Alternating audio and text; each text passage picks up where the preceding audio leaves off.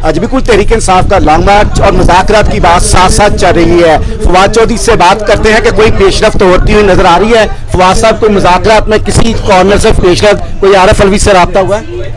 नहीं, आरिफ अलवी साहब से रब्ता नहीं हुआ किसी का।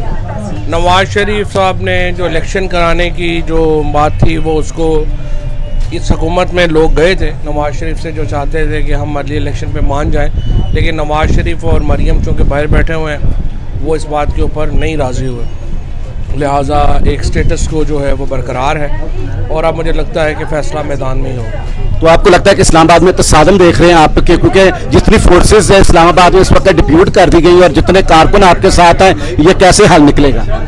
एक तरफ तो वो कह रहे हैं कि लोग नहीं हैं और दूसरी तरफ 41 करोड़ रुपया जो है इन्होंने पहले दिया है सिक्योरिटी फोर्सेस के लिए।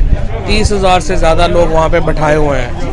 अब ये जिस तरफ सूरत हाल जा रही है इसमें अवाम वहाँ पे जाएंगे, लाखों में होंगे। मेरे नहीं ख्याल कि सिक्योरिटी फोर्सेस आके रेजिस्ट करेंगी, वो भी हम में से ही हैं, हमारा हिस्सा है। अल्टीमेटली सिक्योरिटी फोर्सेस जो वहाँ पे हैं वो भी इंशाल्लाह इसी प्रोटेस्ट का हिस्सा बनेंगे। एस्टेब्लिशमेंट से क्या अपील है आपकी? मुदाखलत करें? मेरी अपील ये है, अवाम के साथ रहें। इदारे अवाम के साथ खड़े होते हैं तो मुल्क आगे जाते हैं।